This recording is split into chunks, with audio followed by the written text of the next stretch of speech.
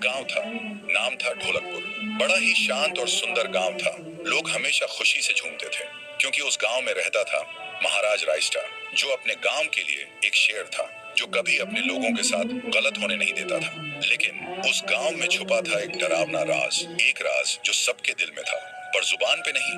गांव के बीच एक सूखा हुआ पेड़ था जिसे लोग कहते थे श्रापित पेड़।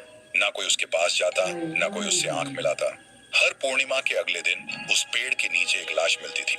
लोग कहते, रात में कोई आता है और लाश छोड़ जाता है, लेकिन कभी किसी ने कुछ देखा नहीं और देखता भी कैसे। जो देखता वो अगले दिन पेड़ के नीचे होता था।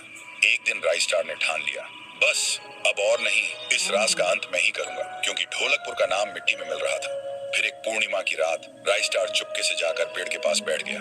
रात के 2 बजे एक आवाज आई, ठुम ठुम ठुम ठुम ठुम ठुम ठुम ठुम ठुम सहूर।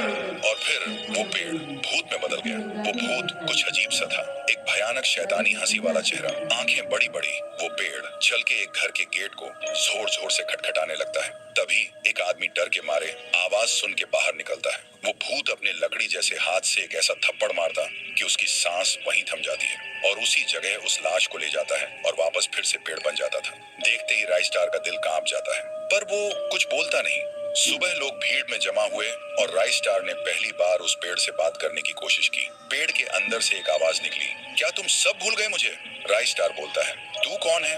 पेड़ बोलता है, मैं हूँ ठुन ठुन ठुन साहुर। एक वक्त था जब मैं भी इस गांव का एक प्यारा सा बच्चा था, लेकिन 100 साल पहले मुझे इसी पेड़ से रस्सी बांधकर उल्टा लटका दिया गया, गांव वालों की आंखों के सामने, और मेरी मौत को तमाशा बना दिया गया, सिर्फ इसलिए क्योंकि मैंने एक राज देख लिया था जो लोग छुपाना चाहते थे।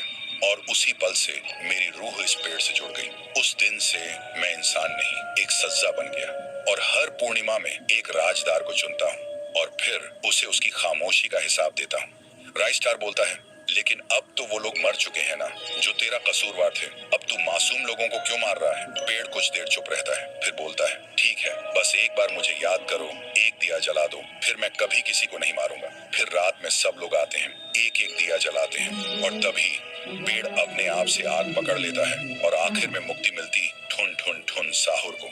उस दिन के बाद गांव में कभी कोई लाश नहीं मिली। हर पूर्णिमा में लोग एक दिया जलाकर उसकी यादों को जिंदा रखते हैं, क्योंकि अगर भूल गए तो सपने में एक आवाज सुनाई देती थी, ठुम ठुम ठुम ठुम ठुम ठुम ठुम ठुम ठुम सहूर। एक गांव था, नाम था ढोलकपुर।